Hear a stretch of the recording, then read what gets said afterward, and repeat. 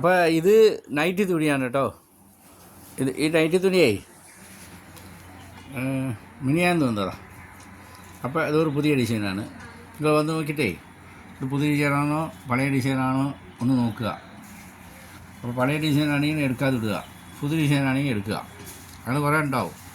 പക്ഷേ ഇത് ശരിയാവില്ല, വേറെ കൊണ്ടാണ് പറയുന്നത്. ഉള്ളത് നോക്കുക, എടുക്കുക. ഇല്ലെങ്കിൽ പിന്നെ പറയാം.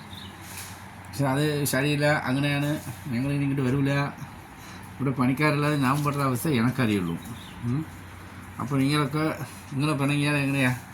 അപ്പോൾ നമ്മൾ തൊഴിലവസരം വിജയിപ്പിക്കാൻ വേണ്ടി ശ്രമിക്കരുത്, വിട്ടിട്ട് നമ്മൾ പോയി കിടന്നു വേണ്ടി വരും. അതാണ് ഇപ്പോൾ.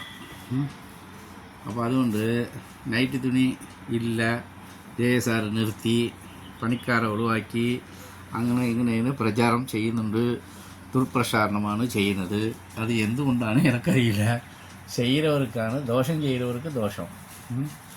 ഞാൻ ഒരു ദോഷവും ചെയ്യില്ല, ഞാൻ എല്ലാവരെയും സഹായിച്ചിട്ടേ ഉള്ളൂ. അപ്പോൾ അതുകൊണ്ട് അത് എന്തോ ആരോ പറഞ്ഞോട്ടെ, ഒരു കുഴപ്പമില്ല, ഞാൻ വിഷമിക്കുന്നില്ല. പോരെ, അത്രയേ ഉള്ളൂ. നൈറ്റ് തുണി ഉണ്ടാവും, ഇവിടെ ഉണ്ട്, ഇഷ്ടംപോലെ ഉണ്ട്. 100 തുണി 200 തുണി എടുക്കുന്നവരൊക്കെ കാലിക്കറ്റ് ഏരിയ, കണ്ണൂർ ഏരിയകളെന്തൊക്കെ വന്നിട്ട് എടുക്കുന്നുണ്ട്. നിലമ്പൂരിലേന്ന് വരുന്നുണ്ട്, കൊടകിലേന്ന് വരുന്നുണ്ട്, പിന്നെ മൈസൂർ ബംഗളൂരിലേന്നൊക്കെ വരുന്നുണ്ട്. ബംഗളൂരിൽ വരുന്നുണ്ടെങ്കിൽ അവിടുത്തെ ആൾക്കാരല്ല, ഇവിടെ അവിടെ പോയി കച്ചവടം ചെയ്യുന്ന ആളുകൾ, സ്ത്രീകൾ, മറ്റ് ആദ്യം ചെയ്തവർ, ഇപ്പോൾ അവിടെ ചെയ്യുന്നവർ, അവിടെ ഈ തുണി കിട്ടുന്നില്ല പറഞ്ഞിട്ട് ഇവിടെ വന്ന് കൊണ്ടുപോകുന്നുണ്ട്. 50-100 തുണിയൊക്കെ. അവർക്കൊക്കെ പ്രശ്നമില്ല. ഇവിടെ നമ്മുടെ പഴയ ആൾക്കാരാണ് പറ്റത്തില്ല, അവർക്ക് ഇഷ്ടപ്പെടുന്നില്ല ചിലർ. എത്ര തുണി കുടവനിലുണ്ടെങ്കിലും അത് മൊത്തം മറച്ചിട്ടിട്ട് 405 തുണി എടുക്കട്ടെ എന്ന് ചോദിക്കുക. എന്താ ചെയ്യുക? ഇങ്ങനെയൊക്കെ പറഞ്ഞാൽ എന്താ ചെയ്യുക?